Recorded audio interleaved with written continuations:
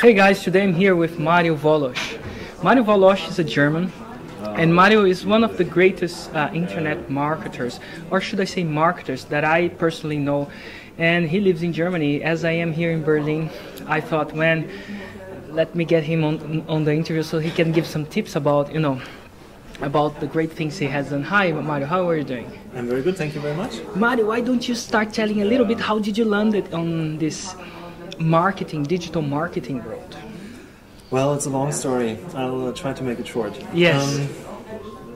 It all started in my previous career, where I was a full-time consultant working for a very big strategy consulting firm. And I was on a lot of different international projects. And one of the projects that I was working on was in Azerbaijan, in Baku, in Central Asia. Well, Azerbaijan in Baku. Very interesting place, and a very crazy place, by the way. And the project was very stressful. So when I was there, at the same time, we were changing apartments. And I was very busy at the time, so I didn't really organize my move from one apartment to the other very well. And I forgot to let my previous mobile phone provider know where our new address is. Yes. So when the next invoice arrived, after we changed the apartment, it actually arrived in the Nirvana because I wasn't living there anymore. Yeah. So after a while, the provider actually went to a lawyer who specialized in finding people who don't pay the bills. And they found my new address because I was registered there, and they sent me that not so friendly letters that Yes. I should actually pay their invoice. So when I received the letters, I immediately paid the invoice.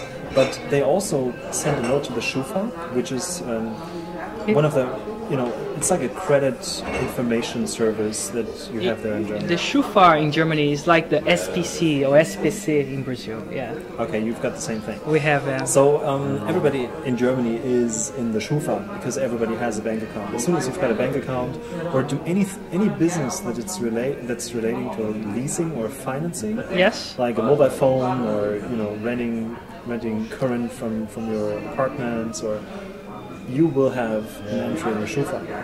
And if you always pay your bill on time, the Schufa is actually a good thing, because you can go to the bank and apply for loans, and you will get a very low interest rate. Because you have no bad history? Yes, so if your history is good, the Schufa is actually a good thing in Germany.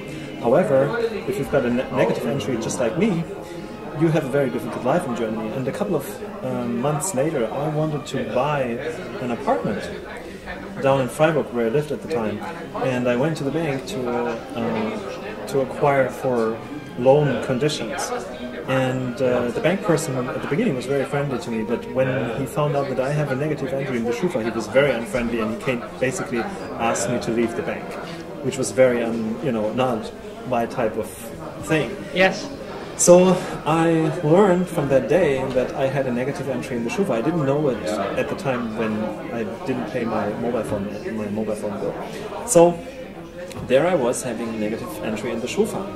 And actually today I'm very grateful and very thankful to the Schufa, because without the Schufa we would have never met. Yes. And I would have never started my own company, and I would have never have my lifestyle that I have today. So the Schufa, and that's one of the biggest things that I actually tell to my customers, is whenever you've got a crisis in your life, that is a big opportunity, because you might not be the only person that actually runs through the crisis, and that is actually exactly the point where you can make an exceptionally well-written info product that you can sell on the internet.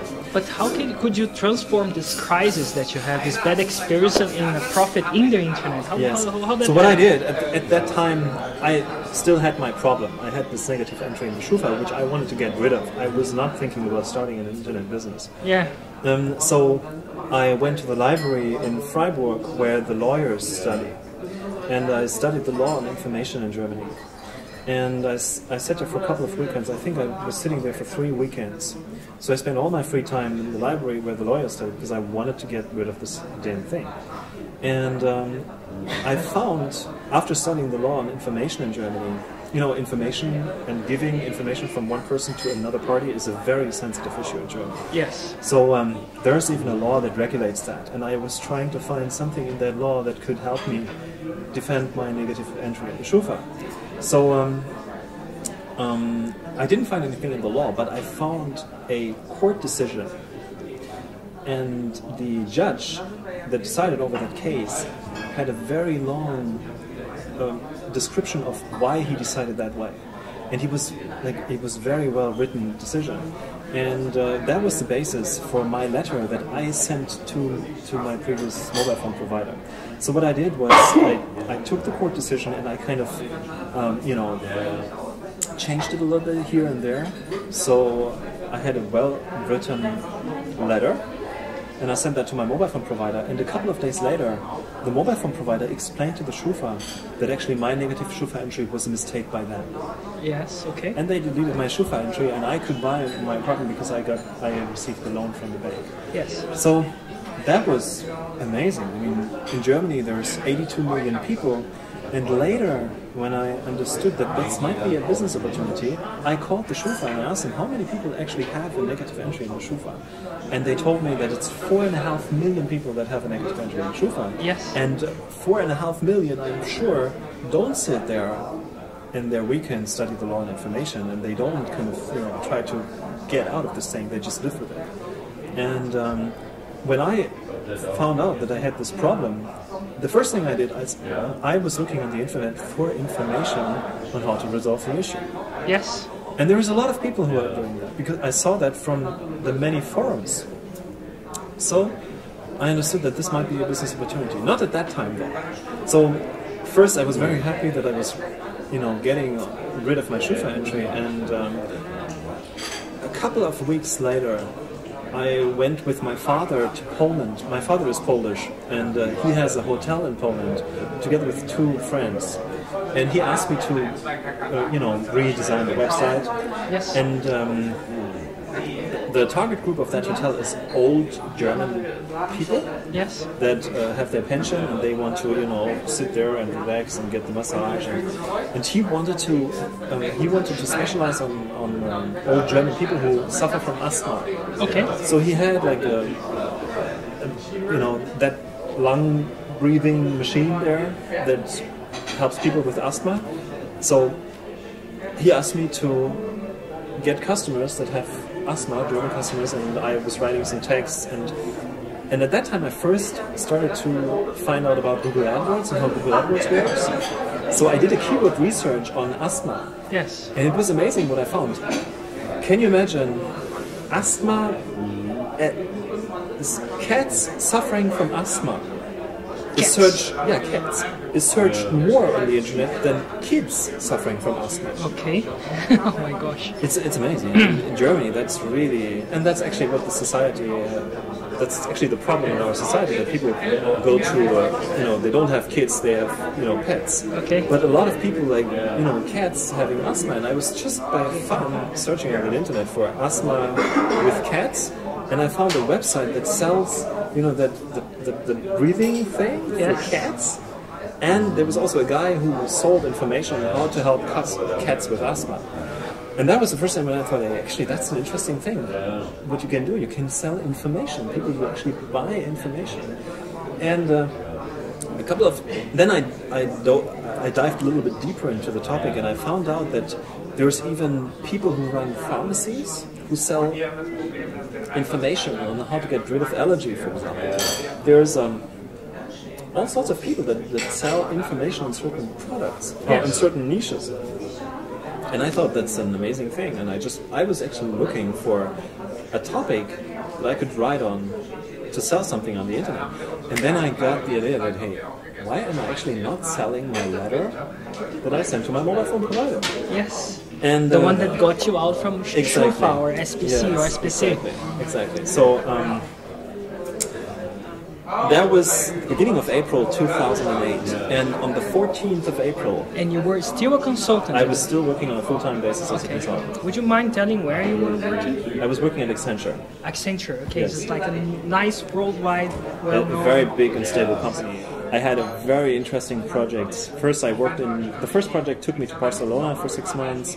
Then I spent 4 months in New York City, right on the Wall Street. I had a huge apartment in Battery Park. And I was working in one of the biggest banks in the Wall Street with my table looking at Ellis Island. Yes. Then I went to Moscow, which was an amazing time. Moscow, New York. I mean, it was really an It was not a bad job, Yeah, right? absolutely. It was a very good job, and I learned a lot. And after that, I went to Switzerland and Azerbaijan, again Switzerland, and I had a couple of other projects. And my last project was with a huge German manufacturer of planes. Yes. Very interesting project. Planes? Yeah, planes. Okay. And after that I quit my job to go to Kazakhstan and Kazakhstan. to go there to work as a director of a German tax consulting company. So coming back to the point, so in April 2008, Yes. I understood that information marketing could be a very interesting thing. So I wrote an ebook. Yes. And I do this because the ebook only has 12 pages. Okay, so it's like... I'm not writing, Harry Potter novels. I'm just writing, I'm getting straight to the point, and I'm actually using that in my sales pitch to the people. I'm telling them, hey, my ebook is short. It gets straight to the point. Yes. And it has only 12 pages. You can read it in 20 minutes, and it will tell you exactly what you have to do to get rid of the shoe file. And so that's actually one of the tips that I give to my customers is you don't have to write like huge information. Come to the point, explain step by step what people have to do, and that's everything you have to do. And there's also 6 letter templates in the ebook. So the ebook, which is 12 pages and 6 letter templates. Yeah. And that's the product. And I sell it for 20 euros in the first 30 minutes, and after that the price goes up to 25 euros. Okay. And that's 4 years ago now, almost. Is it? No, it's 5 years ago. 2008. Yes. It's more than 5 years ago. It's years amazing. old, It's yeah. amazing how the time runs. But the last time I worked on the site was in the beginning of 2009. So 4 years already. I didn't do anything on the marketing for that site, and I'm still selling 2 to 5 ebooks per day. Which means in an average per month of...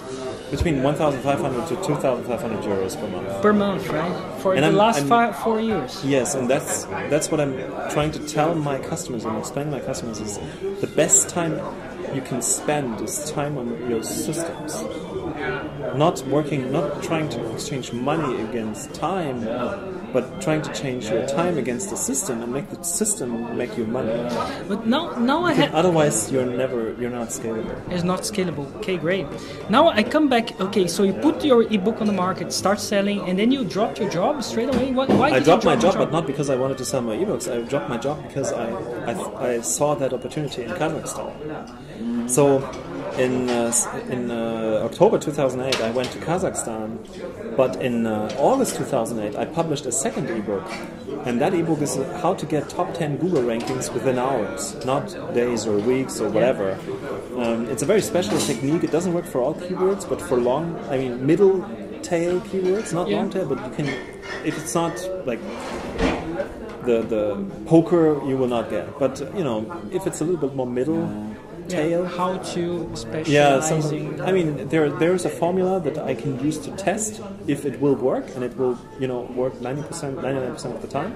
Yeah. And then there is a technique that I'm doing, a process that I'm following, and it always gets me top 10 Google rankings. And I published that as a second ebook in August 2008. So 4 months after the first ebook, I published the second ebook, and that was like it really blew the market up. In September 2008, I was making almost 20,000 euros just from the second ebook. Per month? In that 1 month. In that 1 month? When it came to the market. And what I did was, everybody that bought the ebook, I wrote a little script that takes the person and automatically signs him up as an affiliate. And then I would send a series of emails that would tell tell my customer how to make money with that ebook. So a customer comes in, he buys the ebook, tries out the formula, sees it works, is amazed because he has traffic on his website which he never had before. Yeah. then he receives emails from me that helps him to understand how he can actually promote my ebook and make money with the ebook. So he tells other people about it, and it's like a viral effect. So when I went to Kazakhstan in October 2008, I didn't work on the marketing anymore. I was fully focused on Kazakhstan. I mean, Kazakhstan is very interesting, very amazing place. Yeah, I can imagine. So I was there for 1.5 years, and during the 1.5 years, the revenue from that ebook grew. It didn't fall down. It actually grew. So I made. It's unbelievable actually that you have a self-growing marketing process in place that just grows. And at that time, I learned about the importance of email marketing, because without email marketing, that success would have never been possible. That level of automation wouldn't have been possible. So very, very interesting time. So, and then during 2009, I understood that information marketing was actually great because it really works. And I resigned from my role in Kazakhstan. However, I stayed until March 2010 because we didn't have another director. It was very difficult to find one. And in March 2010, I started with information marketing in Germany, and I did that full time. And Yeah. today I'm here, and we also met in 2010, I think, in the list control event. That's right. Yeah, it's interesting because I was, most of you guys know my story. I won't repeat it here, but in 2010 I was in a conference, and you know that I always been searching for the best of the best model to apply, and we were in a conference called List Control in actually San Diego. And we arrived there completely jet lagged, and we met Mario. And I lived in Germany for some time, and I could speak a little bit German. And we actually connected, yeah. So it was a guy that was producing results, because there is two categories of people: the people that are not producing results yet, they want to produce, they're studying for it. But there are people like making. And Mario, man, he had a job like I did, we kind of connected. And then you found an opportunity, and off you went.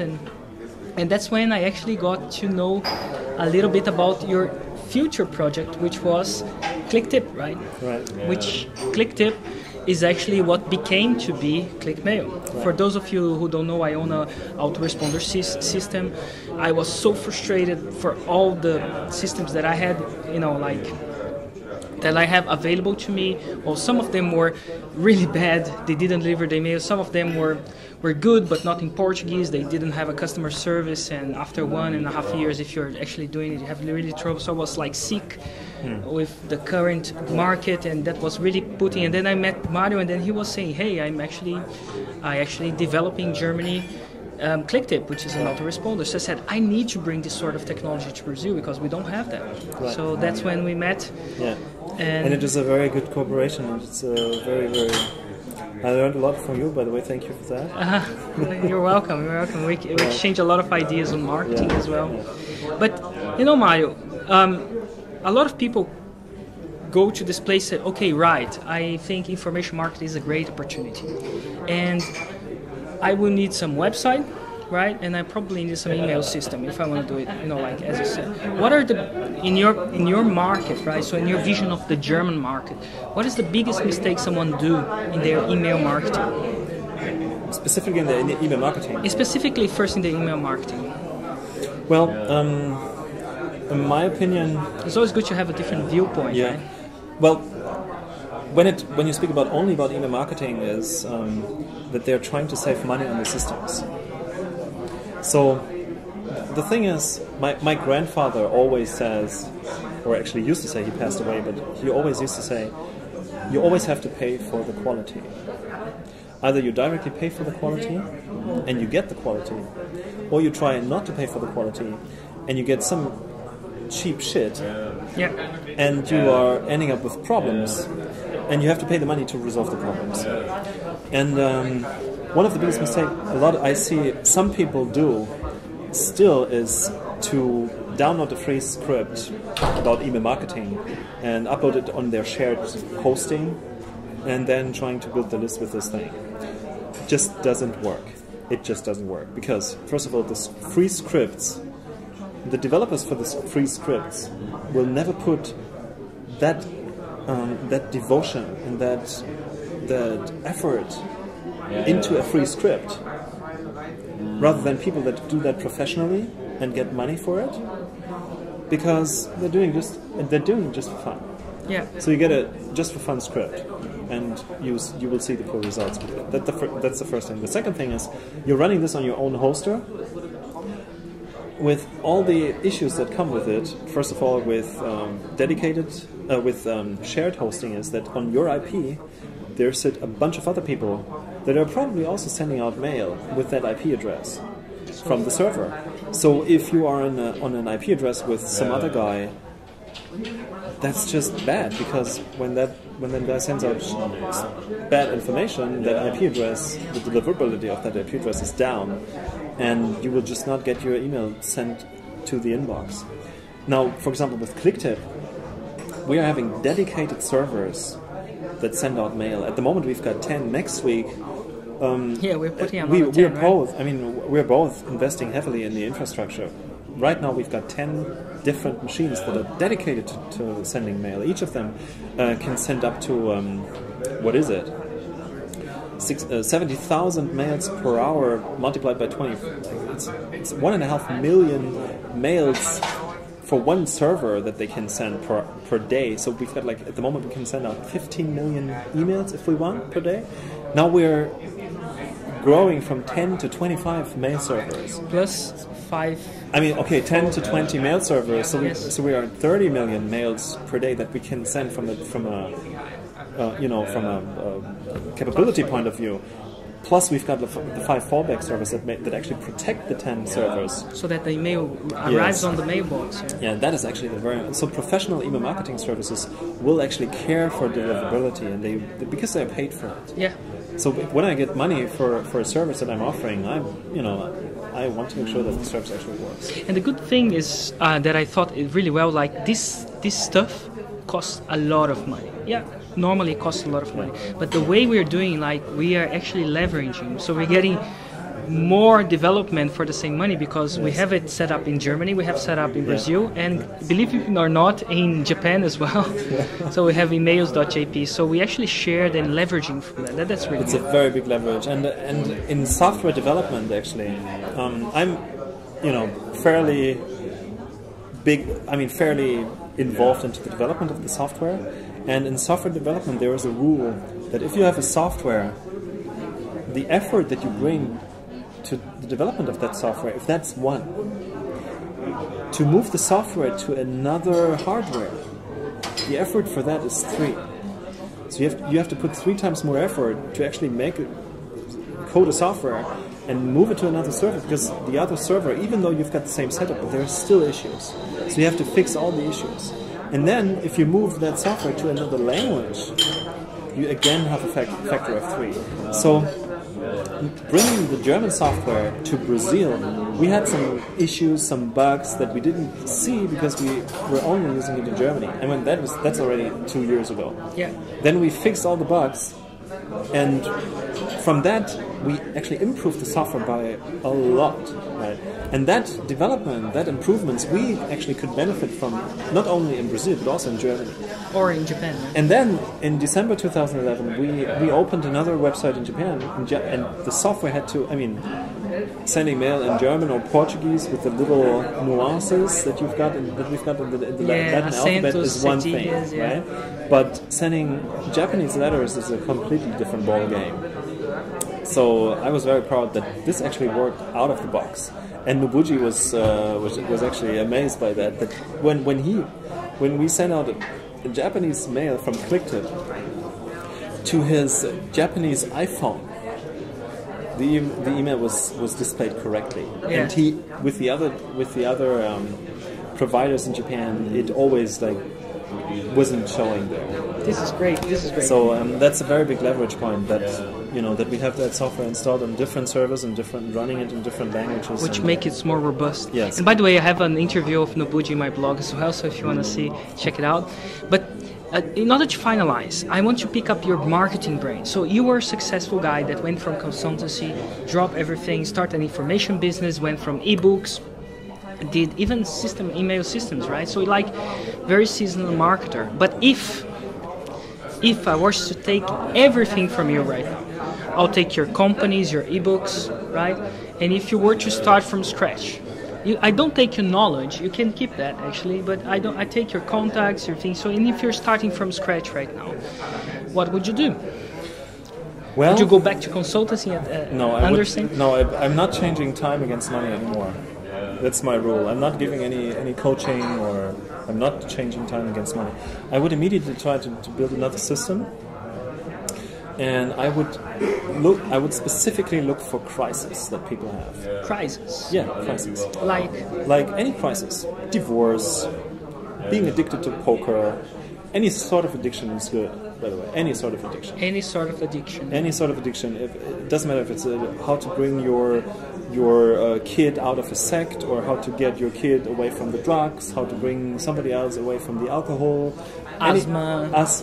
Okay, that's addictions. Then there is sicknesses, like you say, asthma, cancer, knee problems, back pain, overweight. Anything that's related to health issues. Of course, with health issues, you have to check with doctors and the medical system and stuff, but it's always solvable, I would say. And if you take everything away from me, I'm in a deep crisis, so I would probably try to get out of the crisis and then write an ebook on how I got out of the crisis. Yeah, so that would be. You do your research, you get out, and yes. provide the shortcut for people. I would specifically search for crises that people have, and the crisis is the best hook that you can have. That's how I grow a whole company. I mean, I had the crisis with the Schufa. Yes. And that was the starting point of a whole new world. So actually, there was a guy in Switzerland. He's actually kind of my thought father. His name is Hans-Peter Zimmermann. Very good guy, by the way. Hans-Peter Zimmermann. Hans-Peter Zimmermann. If you want to check him out, it's hpz.com. Okay. Very interesting guy. He's a mixture between a hypnotherapist and an entrepreneur. So he brings spirituality and business coaching together. It's very thoughtful stuff. And in his business coaching, he was saying a sentence that Hans-Peter, if you see that, I'm citing you right now. And this is, I fell in love with any crisis that comes to me. Because the crisis is always the point where I would start something out of it. And it's so true. It's so true. Crisis is always the point where you start something. What is his name again? Hans-Peter Zimmermann. It's Hans-Peter Zimmermann. Yeah. Thank you, Mario, very much. Thank it was you. a pleasure for you to give a little bit of your time and to contribute to this community. Thank you very much for having me here. It was my big pleasure, and maybe we will have another opportunity to have this sort of interview in Brazil. Nice, that would be great. Thank you.